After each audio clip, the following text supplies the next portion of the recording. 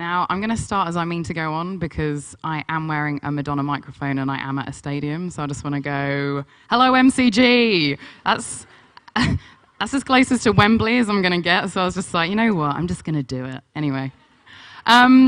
Thank you. So I'm going to talk about the very lofty topic of ROI. We've talked about brainwaves, we've talked about virtual reality, and we're actually going to bring this right back down to business before we start going into some of the more fun presentations on how you actually implement innovation. So brass tacks, money stuff. So the first question I want all of you to sort of ask yourselves, whether you're a brand or you're an agency or anyone that's actually thinking about innovation, it's a big buzzword at the moment. Innovation, disruption, what are you going to do to change things within your business? I think the most important thing to initially think about is actually, what does innovation actually mean for your business? Because it's going to mean totally different things for totally different categories, but even brands within those categories as well. And you need to think about why you're actually doing it. Because unless you actually put some parameters around why you're doing it, sorry to get that feedback, oh, there we go.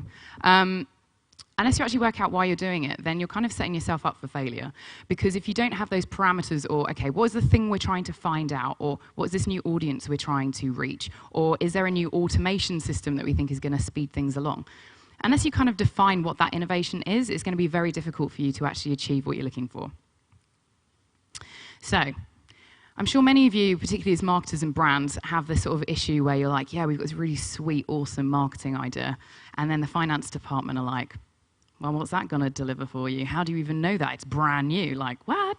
So basically, I'm going to give you some stats. So when your finance department goes, oh, this innovation stuff sounds a bit scary, you actually go, well, there is a business reason as to why we're actually doing this.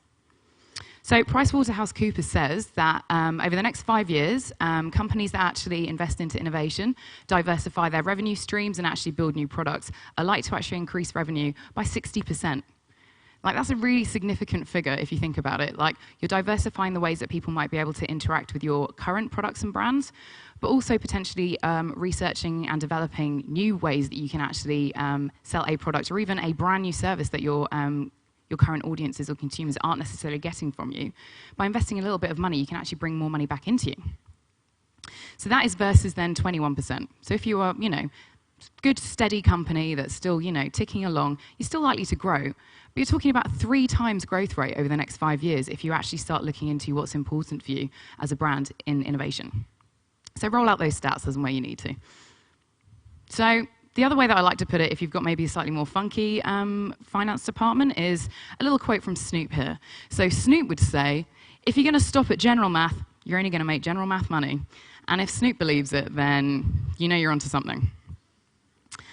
So I'm going to talk to you about, I guess, some of the frameworks that people then talk about when, funding innovation can seem a little bit scary. So you're a bit like, oh, how much money do I spend? How much money do I ring fence? What then am I going to even do with that money once we've actually got a little pot of it there? So this is kind of a sort of an industry rule, really. Now, I don't know where this rule actually came from. Some people are like, oh, Coca-Cola started it like back in the day because, they're so innovative.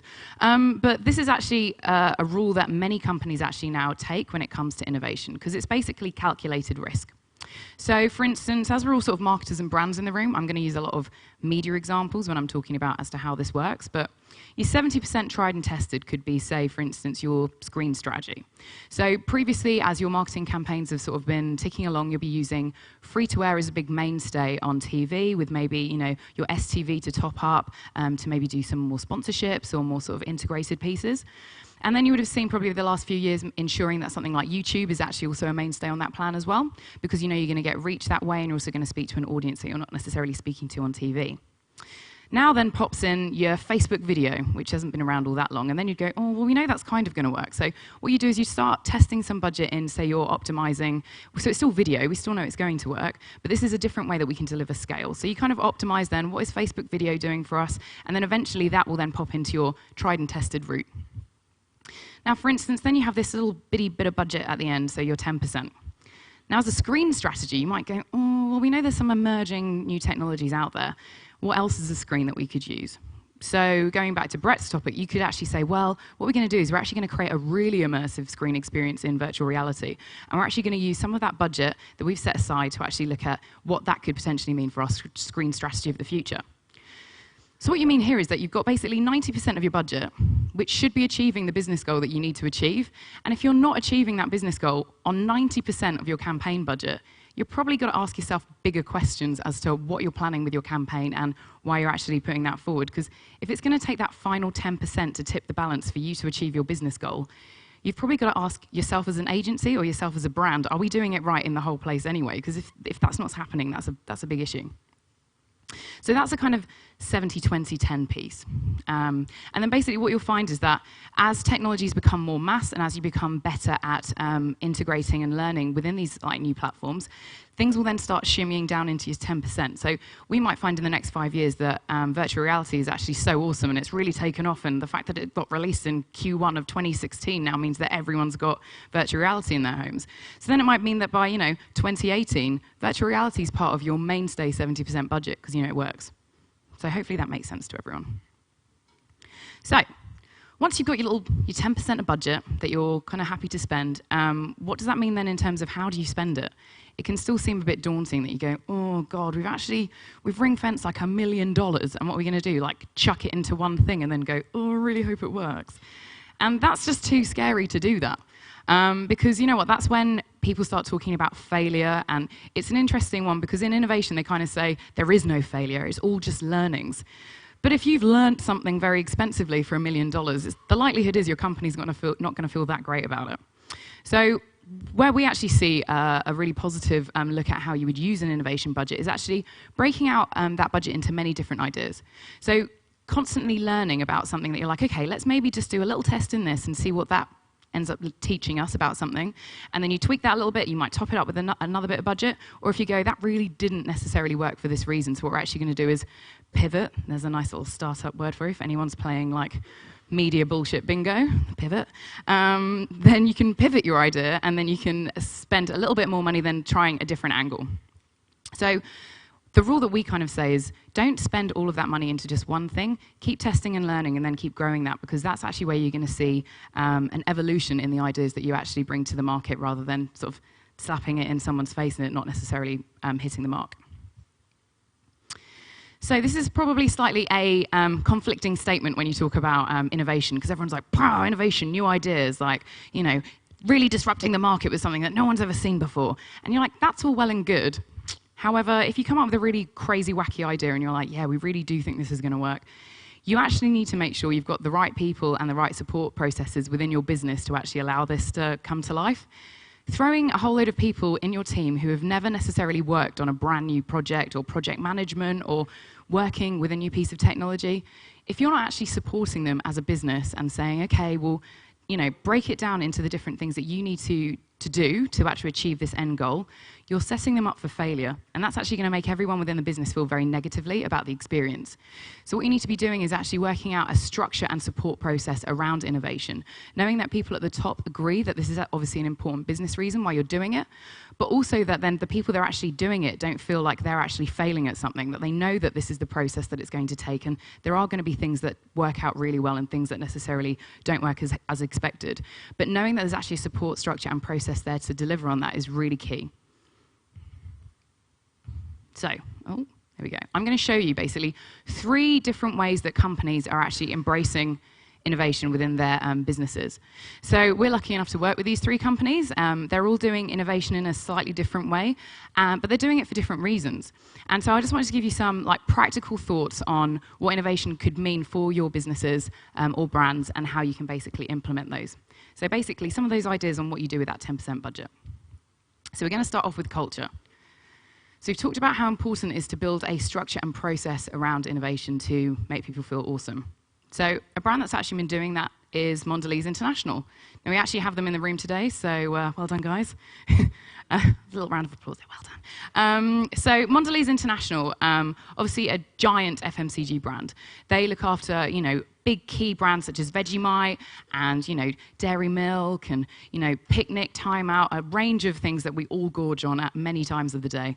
And so it's really important for Mondelez to be basically embracing innovation and understanding how they, as these everyday brands, actually stand out to their consumers.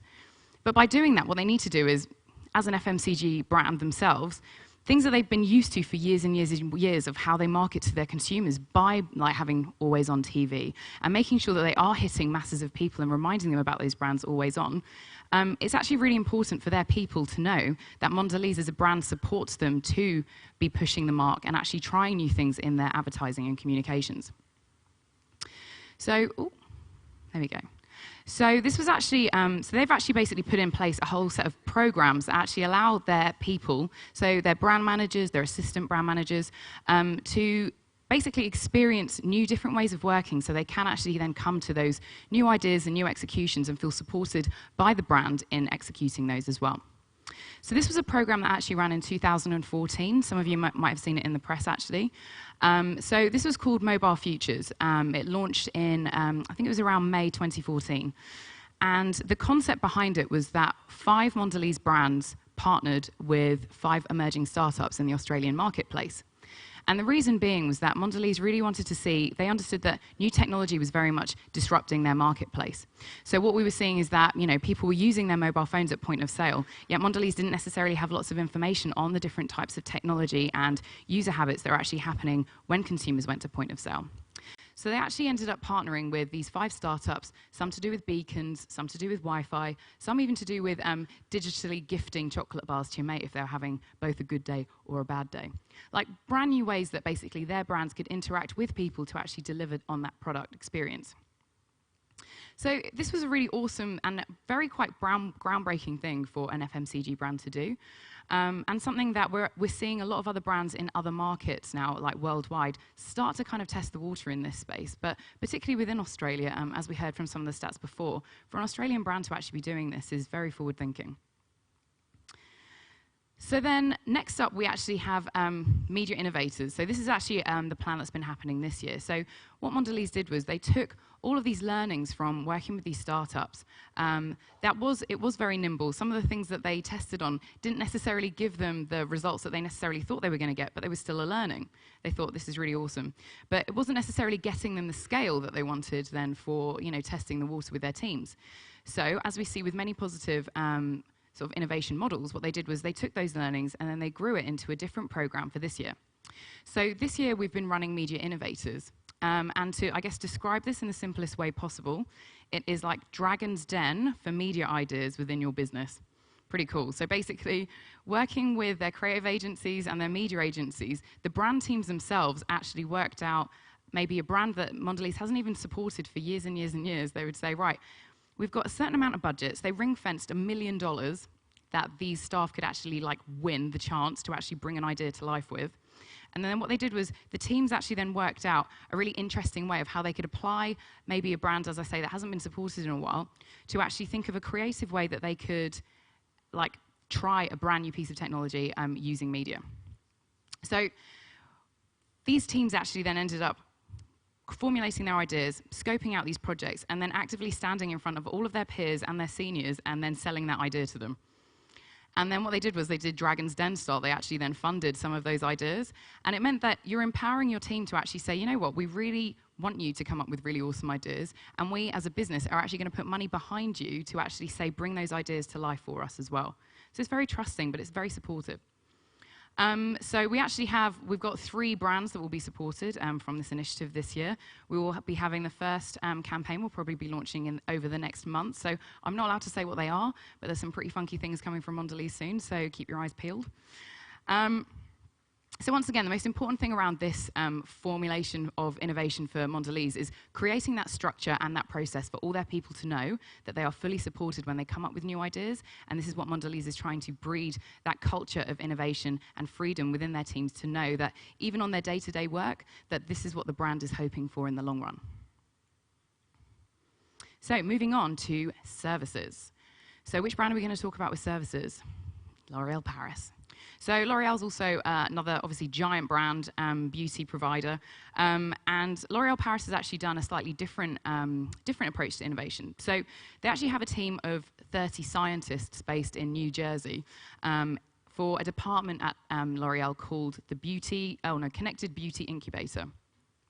And what these guys have basically been doing is looking at different platforms and technologies and how L'Oréal products can actually utilize these new platforms to create new meaning for the products.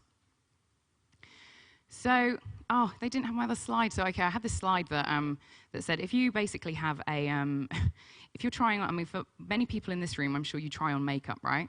So, I mean, you know, no judgment, men or women, you know, diversity's fine. Guy liner was a thing. So, I find personally the experience of trying on makeup at a shop pretty gross. You know, oh great, I might try on a lipstick that a million other people have touched.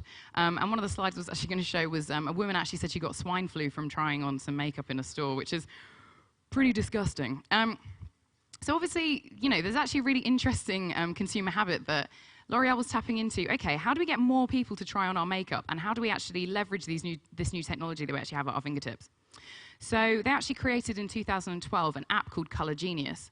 And so what you could do is you could basically, so for instance, I'm wearing red today. So I'd get my phone app out, I would take a photo of this red color that I'm wearing, and then the app would go, oh cool, you're wearing this red color, I totally know that color. I'm gonna find you the perfect matching lipstick and nail varnish to go with that. I'm also gonna find you a contrasting color to go with it, and then a very clashing color. So I would say I've gone for a contrast today, actually, matching lipstick and nails. But the reason why this was so great was that it meant that it was personalizing an experience for you where you're a bit like, well, I don't necessarily know what product I definitely want to have with that dress that I've got for that very special occasion. So the Color Genius app actually meant that they were giving products that then people could then go to their store and go, I know exactly that I want to buy this lipstick in berry blush because I know it's going to go with that dress that I've just bought and I want to look really awesome for that big, massive event. So this was really successful, and you know, it was a great usage learning for L'Oreal in the app space. But then roll on to 2015. So as previously mentioned, innovations, if things are working and you've learned bits and pieces from them, the key thing to do is actually to learn how you build on top of that. You don't need to throw the baby out with the bathwater. You go, right, what else could we then do to build in this kind of personalized experience? So in 2015 in this market, they launched Makeup Genius, which if you haven't downloaded it or tried it, I fully recommend for you to do, whether you're a man or woman, because it's entirely entertaining. So what you basically do with this app is you can take a photo of yourself and it'll actually map all your facial features. And then what you can do is you can try on over 4,500 different products on that photo that you've taken with yourself, which is pretty cool. More importantly, they actually have this sort of like augmented reality version of this. So you can get different looks like rock chick look or whatever, and it'll actually be like a magic mirror. So you can have your phone in front of you and you can pull loads of weird faces with it, and the makeup is still mapped to your face.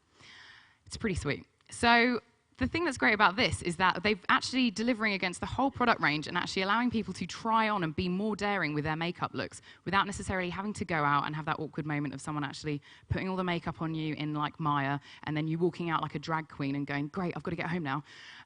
So, you know, it actually allows people to be much more experimentational and also then actually gives them a pipeline of product sales. So the thing that's great about this app is that it's not available yet in Australia, but it will be, that you can actually buy all these products then through the app. And they're also currently in talks about using this technology also for that weird, icky point of sale moment with, which is they're talking to Priceline about, which is creating this magic mirror moment so you can actually try on these different looks, but without actually having to physically put the product on yourself at point of sale. So really awesome. Now, just to give you some stats on how successful this has been been released in a number of different markets. So China and the US actually have already had Makeup Genius ahead of us. But they've already downloaded, this app has already been downloaded 10 million times. And just within this market, bearing in mind this only actually released in March this year, they had a target of hitting 500,000 people with this app, so 500,000 Australian-only downloads. They've already surpassed that, and that was their target for the whole year. So the thing that's really amazing about this research and development investment that L'Oreal's actually put into place is that they've actually created an owned asset, a service, which actually helps deliver then against their product range. So no longer are they just going, yes, this concealer's really awesome for covering up this, and this color's really awesome and totally in right now. What they've done is they've created a personalized service that sits on that very rich real estate of someone's mobile phone. And they know that then the L'Oreal brand is actually sitting there and actually constantly providing a reason to come back because it's genuinely useful to people. So moving on to our last one, which is ideas. So that's a very lofty, category. You can't just go, yeah, ideas. But these are ideas that basically then a company's just willing to back because they think this is actually a strong enough idea that we are actually going to invest into it, and we know that it's going to capture our audience's imagination. So the brand that I'm going to show you an example of is arguably everyone's favorite / coolest studio out there, Marvel Studios. And the product I'm going to talk to you about, I'm hoping this video is going to work, is No, the video's out. That's sad. Okay, it's AntMan basically. So the big reveal's gone, but never mind. So the issue that Marvel kind of had with AntMan was that the AntMan trailer actually dropped on the same day as Terminator Genesis. Okay, and let's be honest, it's Terminator Genesis. Everyone was like, Arnie's back. So unfortunately, Ant-Man's not necessarily the most broad-reaching of characters. Many people are like, why is there a superhero that can shrink down to the size of an ant? Like, why is that a thing? And then you're like up against Terminator, which is like, yeah, everyone's up for that. So the problem is that when the trailer dropped, it was slightly eclipsed by Terminator sort of being out there in market, and all the chat was around Terminator and so forth. So Marvel are a bit like, right, how do we actually think of an awesome idea just to get, the general public a bit more interested around Ant-Man? So what we actually did in Australia was actually created these were Ant-Man mini billboards. They literally were billboards for ants, to weirdly have a Zoolander quote in there for you. So why was this really awesome? Well, I mean, it was just an idea that we were like, this is just really funny, and people are going to think it's a really cute idea. And this was actually a social idea. This wasn't like we're going to use billboards and hope our R&F on the outdoor campaign is going to be really strong. This is like, we know that people are going to see these and nick them. Like, we know that's going to happen, but we're going to get loads of people taking selfies with a miniature billboard, which is sweet. And that was basically the entire objective of the campaign, to drive more talkability around this character that a lot of people didn't necessarily care about. Now, lucky for us, a dude in Brisbane saw this. So this is actually his photo at a bus station. And he then decided to put that up on Reddit. And so he is obviously an avid Reddit fan, and he put it up on a subcategory around movies. And within 12 hours of this photo going up, we actually ended up being the third trending topic worldwide on Reddit, which if you're a nerd, that's just like, moment. And we actually got 1.7 million views of that one photo in 12 hours. And you're just like, whoa, that's a good return on investment for some very small billboards that we just thought people would nick. And the thing that's great about this was that Reddit is basically that sort of like first port of call for many different news outlets to actually then look at new and interesting stories online. So what actually happened after this was that we ended up being covered off on like Time magazine, the BBC, PSFK, Mashable. Everyone's like, what's this, a billboard for ants? And you're like, it's the same line everywhere, but that's fine. We got loads of coverage off the back of it. And more importantly, we had loads of fans that are actually going, this is so cool, God, Marvel's marketing is really awesome. And then they kept going, oh, this has reminded me, I should actually go and check out the trailer. So the reason why this was awesome for us was that what we saw is that as any trailer drops, and if you work in the entertainment category, you know that your trailer is like the most valuable asset you've got, because that's going to be the key thing to convince people to go see a movie. And what actually happened was, they sort of, as happens on a trailer launch, it kind of goes, wow, yeah, a new trailer, and then it starts dipping. And then what happened was the mini billboards launched, and then all of a sudden the trailer views started going back up again, because people who'd kind of forgotten about it, or they'd watched Terminator and they had their mind blown at that moment, came back to us and actually then chose to watch the Ant-Man trailer. Now, the thing that was also really awesome about this was that it actually went global. So Global Marvel then got in contact with the Australian office and was like, well, this is cool, can we use it? So what we ended up doing was sending out the prototypes then to a lot of the international offices. Canada decided to build on it themselves, which once again is another hot tip for innovation. Take an idea and just build right on top of that one. So they actually had the smallest island in the world in Newfoundland. So they actually asked all of their communities to put a mini Ant-Man billboard on this tiniest island ever. So super cheesy, but once again, a great way of audiences being able to interact with. And if any of you are comic book nerds, this is Stan Lee, and this is a campaign. So this is Stan Lee standing next to an advertising thing. We were like, he's like the maker of all Marvel. So the fact is that sometimes just backing a really awesome idea can capture people's imaginations and actually deliver a much bigger reach and a much bigger conversational moment. So just to wrap up, so we've talked through three awesome examples of innovation by supporting culture, services, and ideas. So my hot tips for you are, with regards to culture, it's really important to create a culture and support a support structure around innovation. It can't just happen. You can't just say, yeah, disrupt, and then not give anyone a framework or the support structure from important senior people within your business to say it's okay to use this money to learn something. Services. So invest into test and learn strategies to research new and emerging platforms, but most importantly, be relevant. As we actually see all these different types of devices and platforms coming out, the key thing is actually to learn what your brand can actually say within these without necessarily just piling in with the same messaging that you always have done. Learn about it and actually learn how a service is actually a better way to communicate to your audience in an ongoing way rather than necessarily advertising directly to them. And last but not least, ideas. You don't necessarily need to spend a fortune to achieve greatness. And sometimes just backing an idea that you truly believe in is something that, you know what, if you believe in it, the likelihood is lots of other people will believe in it as well. So just to wrap up, ask yourself, what is innovation for your business? So really have a good hard think about what innovation actually means for you and what you're hoping to achieve with it. And last but not least, there's a little bag of money, but put a little bit of money aside for it then as well. So that's it from me. Thank you. The more we talk about ideas, the more feedback we can get on ideas, the more we can understand what needs to happen in order to make these ideas come to life. Removing friction is one of the most important things we can do for our customers. And the only way to do that is to actually sit and do the experience.